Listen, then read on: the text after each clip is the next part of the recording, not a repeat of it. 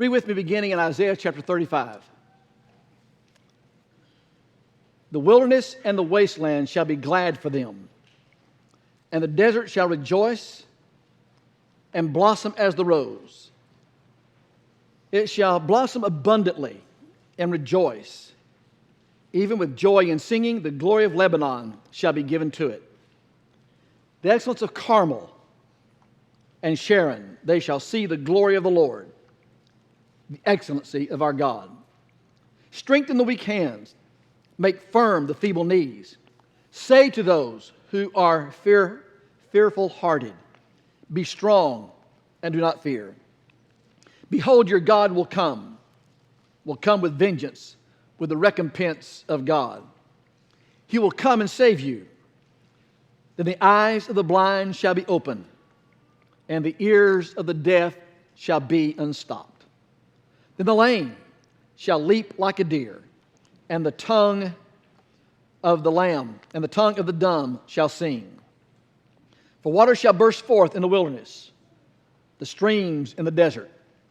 The parched ground shall become a pool, and the thirsty land springs of water, in the habitation of jackals where each lay. They shall be grass with reeds and rushes. A highway shall be there, and a road, and it shall be called the Highway of Holiness. The unclean shall not pass over it, but it shall be for others. Whoever walks the road, although a fool, shall not go astray. No lion shall be there, nor shall any ravenous beast go up on it.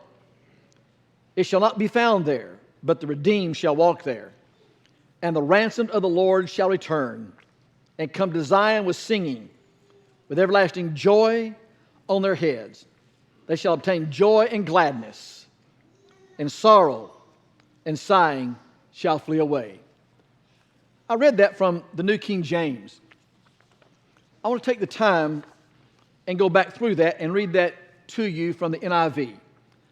I think the NIV makes some things a little more clear than the reading of the New King James. The desert and the parched land will be glad. The wilderness will rejoice and blossom. Like the desert, it will burst into bloom. It will rejoice greatly and shout for joy. The glory of Lebanon will be given to it. The splendor of Carmel and Sharon, they will see the glory of the Lord, the splendor of our God. Strengthen the feeble hands. Steady the knees that give way. Say to those with fearful hearts, be strong. Do not fear. Your God will come. He will come with vengeance, with divine retribution. He will come to save you. Then the eyes of the blind will be opened, and the ears of the deaf unstopped. Then the lame leap like a deer, and the mute tongue shout for joy. Water will gush forth in the wilderness, and streams in the desert. The burning sand will become a pool, the thirsty ground bubbling springs. In the haunts where jackals once lay, grass and reeds and papyrus will grow. And a highway will be there.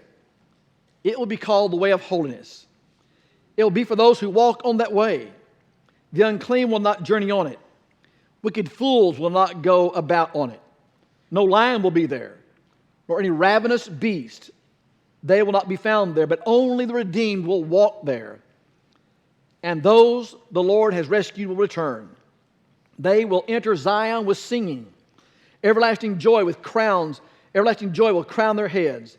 Gladness and joy will overtake them, and sorrow and sighing shall flee away. Our fourth Sunday of every month of this year, we're spending time with the healer. When we think about the healer, we might more naturally think of physical maladies, things that challenge us from a physical point of view. But the healer also heals hearts. And I think that's important for us to see. And this passage, Isaiah chapter 35, speaks directly to that. Written somewhere approximately around 700 BC, the Assyrian troops have encircled Judah. And they are fearful. They're fearful that now, just like others that have fallen before the Assyrians, so now they shall lay waste to Judah and all her land. And they're fretful about it. And so Isaiah speaks these words to them to try to encourage them, to help them see that God has not forgotten them. There's no disease equal to heart disease. I'm talking about spiritual heart disease. There's nothing equal to sin, sickness of the soul. Our heart is the very core and center of our being. It is where our thoughts and our feelings are affected. And being the heart, core, and center of our being, the Lord seeks to heal our hearts that are fearful. But I want you to understand the fearful here. It's not like fearful we talked about in 2020 and 2021. This is fearful for their soul. This is fearful for their very being. This is fearful for their very hearts. Isaiah chapter 35 gets picturesque images to present for us to see the power of the Lord, His majesty, His excellency at work throughout. I'm going to work through the passage. I went through the chapter with you, and then we'll come back and we'll go and make a few points as we conclude. First of all, in verse 1 it says, reading from the New King James this time, "The wilderness and the wasteland shall be glad for them, and the desert shall rejoice and blossom as the rose." It's important to note that in chapter 34, Isaiah has addressed the destruction of Edom. And notice how it is described. Look at verse 13. "And thorns shall come up in its places, nettles and brambles in its fortresses. It shall be a habitation of jackals, a courtyard for ostriches. The wild beasts of the desert shall meet with the jackals, and the wild goat shall bleat to its companions, and the night creature shall rest there and find for herself a place of rest. And the arrow shall snake. Then there the arrow snake shall make her nest and lay eggs and hatch and gather them under her shadow. There also shall the hawks be gathered, every one with her mate." What a picture of desolation. What a picture of disaster. What a picture of judgment against Edom. But then he comes and now he speaks to Judah and he says, "Then the wilderness and the wasteland shall be glad for them." He's talking about the spiritual wasteland of these people. He's talking about how spiritually Edom is destroyed. And now then, here is Judah. And he said, no longer are you going to be a spiritual wasteland. Notice what he says. "They shall be glad, and the desert shall rejoice and blossom as the rose." Here's the most desolate of places.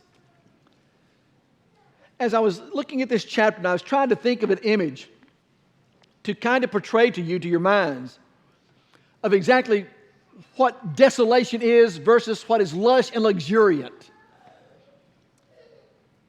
My mind shifted back to the Lion King.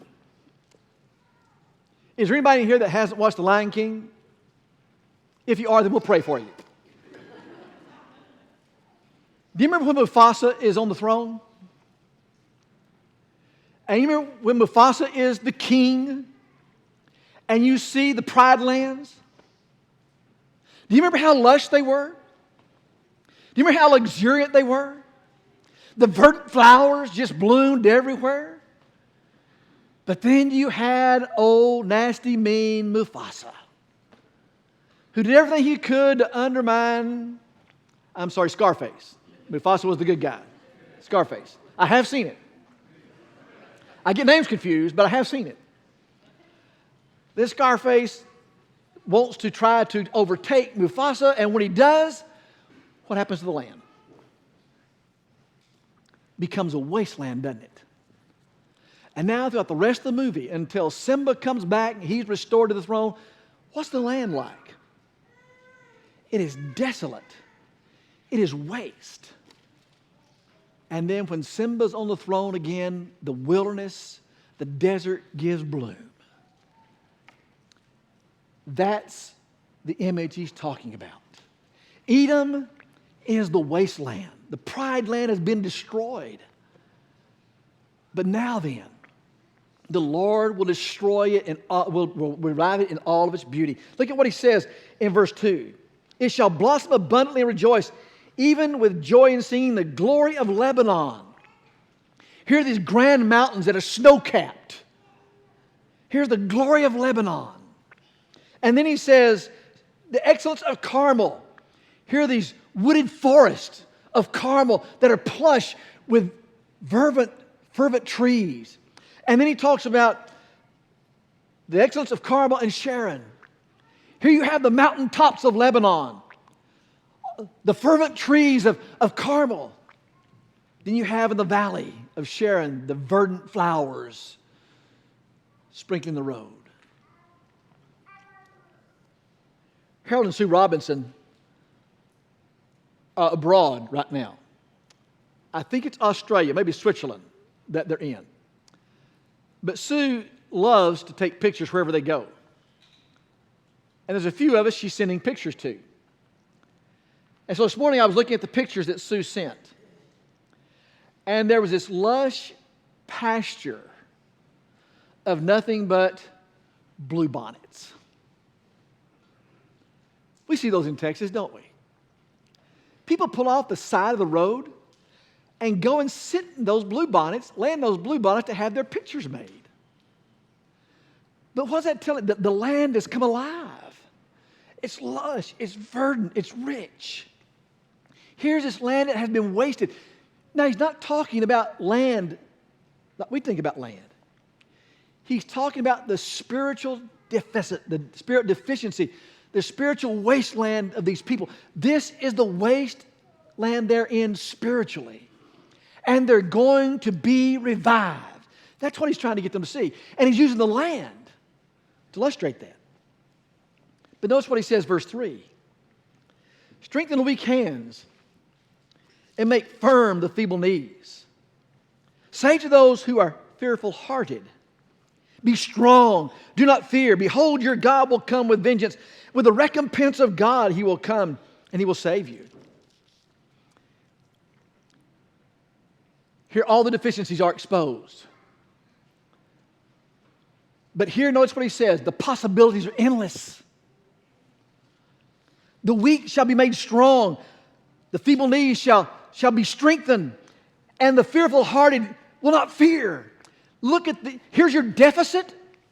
Here are the deficiencies that you have in your life. Here's the deficiency of your soul. But notice, he said, there are endless possibilities. And then he says, verse 5, then the eyes shall be opened, the ears of the deaf shall be unstopped, then the lame shall leap like a deer, and the tongue of the dumb sing, for the waters shall burst forth in the wilderness and the streams in the desert. I don't know if the first part of verse 5 and the first part of verse 6 strike your memory at all. But do you remember whenever John is in prison? And he sends disciples to Jesus to say, are you the coming one or do we look for another? Do you remember what Jesus says to John? Go tell him what you've seen and heard. What have you seen and heard? The blind made to see, the deaf made to hear, the dumb made to speak. That's what Isaiah is talking about. The lame shall leap like a deer. This is messianic. And what he's saying is, you may have a spiritual wasteland now, but there's a spiritual feast. There's a spiritual spring of water that's going to bubble up for you. It's going to be amazing for you. Not only are there endless possibilities, but there's endless transformation as well. Notice the transformation of things. And so he says, verse 7, the parched ground shall become a pool. You think about a mirage. Here you're in the desert. And you're going through the desert and you're thirsty. You're just thirsty to death. And you see this pool, this spring in front of you. And you get there and you get on your knees to dip your hand in the water, to pull them up, to lap the water out of your hands, and there's nothing but sand. Because there's nothing but parched land. It's nothing but a mirage. But notice what he says. The parched ground shall become a pool, and thirsty land springs of water. It's not going to be a mirage anymore. It's going to be bubbling springs. There's going to be water flowing. Does that remind you of something the Lord said to the woman at the well? If you drink of this water, you shall never thirst again. He's talking about the water of life that Jesus is going to offer to us. And then he says, verse 8, a highway shall be there and a road. It shall be called the Highway of Holiness. But it shall be for others, whoever walks on the road, although a fool. I want to go back to NIV just a moment. Read verse 8. But a highway will be there. It will be called the way of holiness. It will be for those who walk on that way. The unclean will not journey on it. Wicked fools will not go about on it. He talks about the fools here. He's not talking about those who are ignorant. The NIV gets it right here. The wicked fools. Here are people who are defiant. And what it says, here's this highway. Interestingly, in this day and time, there were highways, there were roads that were well constructed, well maintained. But they were only for kings and priests.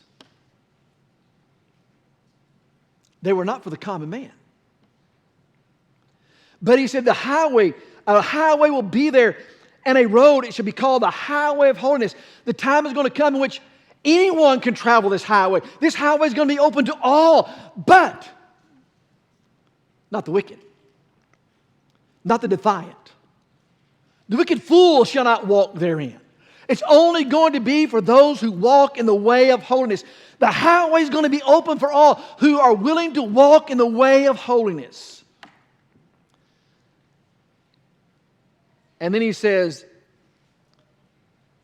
no lion shall be there, nor shall any ravenous beast go up on it. It shall not be found there, but the redeemed shall walk there. And the ransom of the Lord shall return and come to Zion with singing. With everlasting joy in their heads, they shall obtain joy and gladness, and sorrow and sighing shall flee away.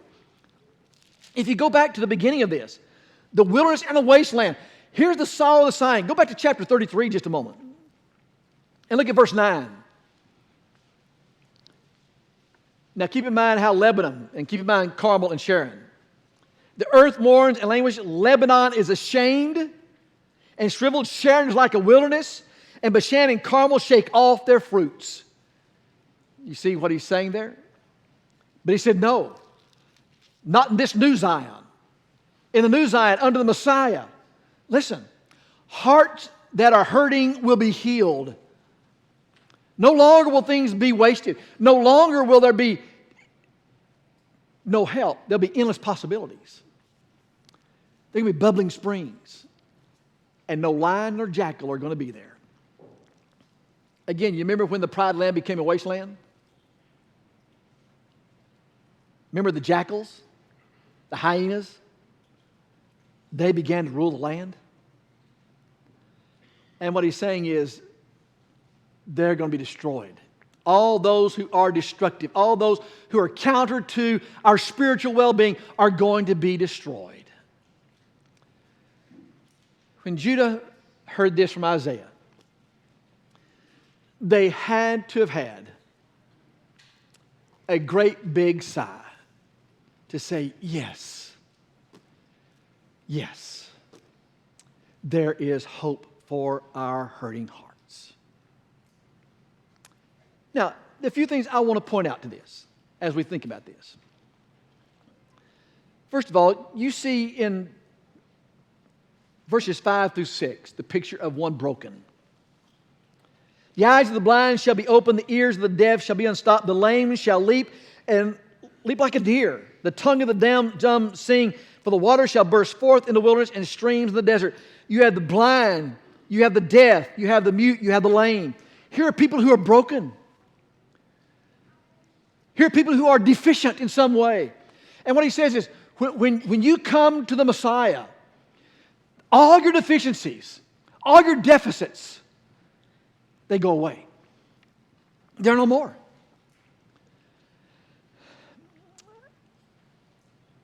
Are any of you familiar with the artist named Joni Erickson? Joni Erickson was a very promising young lady, had a bright future ahead of her. But she was in a debilitating accident and became a quadriplegic. Couldn't move her arms, her legs. She was a quadriplegic. She was an artist, which meant now she can't use her hands. She's handicapped. What was her strength now is no longer there. She's lost it.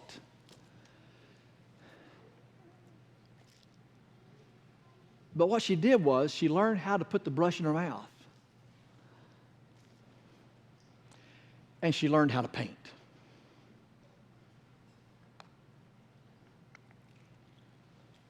And in Christ, everyone that's broken will be healed. And when our hearts are, as Tom led us, are mended and whole, all deficiencies, all weaknesses, they go away. Notice again what he says in verse 3. Strengthen the weak hands. Make firm the feeble knees. Say to those who are fearful-hearted, be strong, do not fear. That's what he's telling him here. You're going to learn. Everything will be made whole. You'll no longer be broken. The second thing I want you to see in this is the heart of hope. The heart of hope that is here. Notice again the latter part of verse 6, for the water shall burst forth in the wilderness, the streams in the desert. Notice what he says in verse 7, the parched ground shall become a pool, and the thirsty land springs of water. He says in verse 1, the wasteland shall be glad for them, the desert shall rejoice, it shall blossom abundantly and rejoice with joy and singing. Do you see the abundant hope that's here? The endless possibilities that are now there? Here the Lord takes the wasteland. Here he takes the heart that is lost, the heart that is broken, the heart that is crushed, the heart that needs to be healed, the heart who looks at all of life and sees nothing but despair in life. And that's all Judah could see because Edom has been destroyed. Edom has been judged. And he says to Judah, look, there are endless possibilities for you here. I don't want you to see things as they are. I want you to see things as they can be. If you're a history person, does that last phrase strike a chord with you? Has any one of our previous presidents said, when I look, I don't see things as they are? And say, why? I see things as they could be, and say, why not? Do you remember the president that said that? He's the guy that looked at the moon and said, I see things as they could be. Why not? Because by the end of this decade, which was the 60s, we will be on the moon, President Kennedy said. How many times do we get singly focused on the things that are and say why? As opposed to look at endless possibilities and say, why not? And that's what Isaiah is telling them. Don't you see the endless possibilities that are here? When we look at the Lord's people, do we see things as they are and say, why? Or when we look at the Lord's people, do we look at things as they could be and say, why not?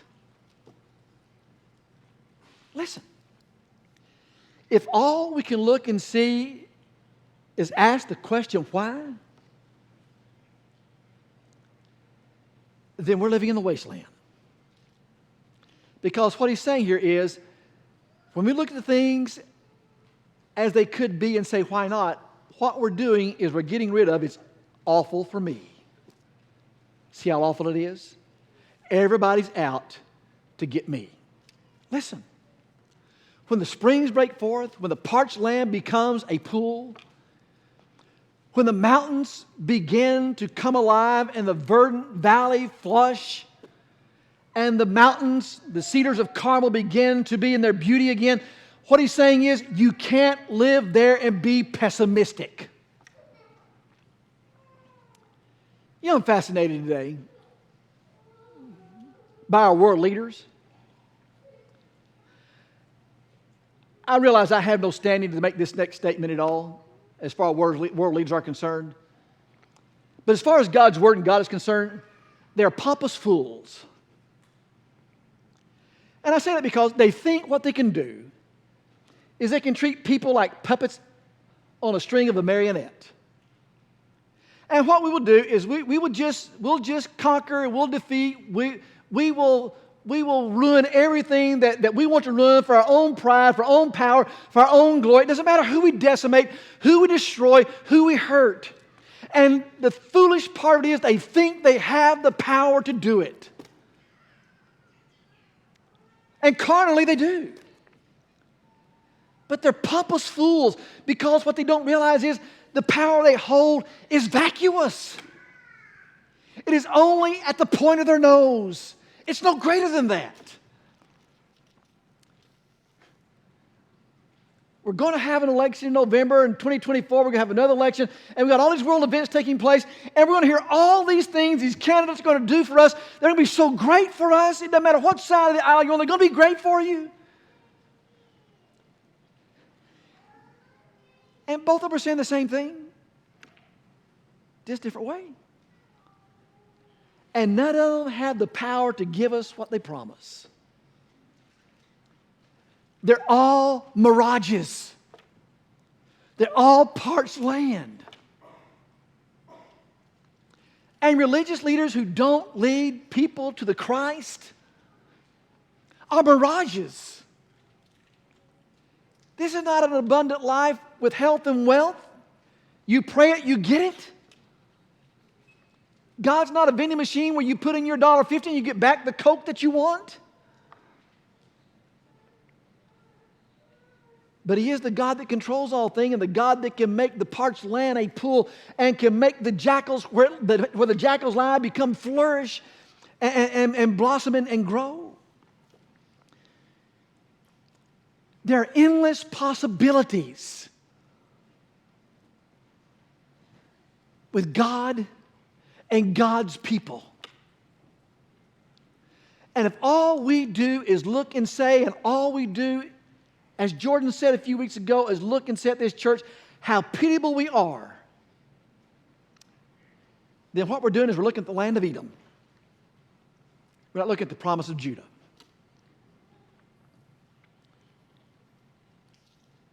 We are God's precious possession. And we're the ones who experience the joys of the Messiah. There's our hope. But then finally, there's our expectation. The sorrow and sighing shall flee away. Again, look at verses 8, 9, and 10. A highway shall be there, and a road. It shall be called the Highway of Holiness. The unclean shall not pass over it, but shall be for others. Whoever walks on the road, although a fool, shall not go astray. No lion shall be there. Nor shall any ravenous beast go up on it. It shall not be found there, but the redeemed shall walk there. Stop. He's talked about the jackals going away. Here are those that are out to destroy you and me. Maybe they're of our number. Maybe there's some brother or sister here that we think is out to destroy us. And what we think is we have to win. We have to win the game. Listen. We don't have to win that game. We don't have to worry what somebody else thinks about us. It doesn't matter. We're not just our brother's keepers. We are our brother's brother. What that simply means is all I can control is me, and all you can control is you. You know, when we get on a highway and we drive, do you control the car coming at you? Only vehicle you control is the vehicle behind whose wheel you are. And you do your best to keep it between the ditches and between the lines. And that's all I have to worry about. I don't have to worry about if someone else is out to get me, if someone else is out to destroy me. I have to worry about the jackals. I have to worry about the lions that devour. But I'm reminded of the proverb that says there's a lion at the door, there's a lion at the door, there's a lion at the door. You remember what that proverb meant? We can keep making excuses all we want. But all they are excuses. They're just excuses. I can decide. I can decide. You can decide. It doesn't matter what others say or what others think or how others feel about me. I can decide something. I can decide I'm the one in control, and the Lord has made a highway for me to travel. And I can be on that highway, and I can travel that highway. If others want to travel along with me, that's fine. We'll be companions. But if not, I don't have to worry about them. Because this is a highway, there's a highway of holiness. Only the holy are going to walk on it. If there are people whose minds are set on destroying us, minds of people who are set on railing against us, it doesn't matter. Just don't let there be a line at the door that stops us from being on the highway of holiness. And he said, the ransom of the Lord shall return and come to Zion with singing, with everlasting joy on their heads. They shall obtain joy and gladness, and sorrow and sighing shall flee away. Don't you see that? Can we not see the joy in that?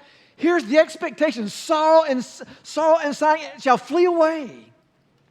Whatever has our soul sickness, whatever has our soul dried up, he said, in this Zion, in the Messiah, in the one who shall make the lame walk, the blind to see, the deaf to speak, and the dumb to hear. With him, all that sighing shall go away. There shall be nothing but what? Nothing but gladness. Do you see how the heart healer heals a sin-sick heart in this passage? He's speaking to me and you here, by extension. And what he's saying is we may be broken, but we don't have to stay that way. Because with hope, there's endless possibilities for us. And with endless possibilities, he says, what will happen to your hands? What will happen to your knees? He says, the hands will be made strong and the knees will be made stable, and the faint-hearted do not fear. Why? Behold, your God will come with vengeance and will recompense of God. I don't have to worry about getting even. You don't have to worry about getting even. God will even the score. Here's our hope. Our hope is in Him. Our everlasting spring that springs eternal in our hearts. Joylessness shall become joy. Lifelessness shall become life. Hopelessness shall become reality. The healer is not all about the miracles. The healer is about healing our sin-sick souls and turning wastelands in the beautiful verdant pastures with flowers verdantly sprinkled along the mountainside. Mountains snow-capped majestically so. He will lift up to see the majesty of God. Can we see His majesty? Jesus came not simply to open a pathway to heaven. That's not insignificant. He came to provide a means for man to be forgiven and forgiven, to grow to look like Him. And those who grow to look like Him receive the prize. We're not simply heaven-bound. We are image of Christ bound. And those who are in His image receive the prize. But if your life is a wasteland and you feel like that you are a desert, you don't have to be that way. I don't have to be that way. God will make us whole. If we can help you, you come while we stand and while we sing.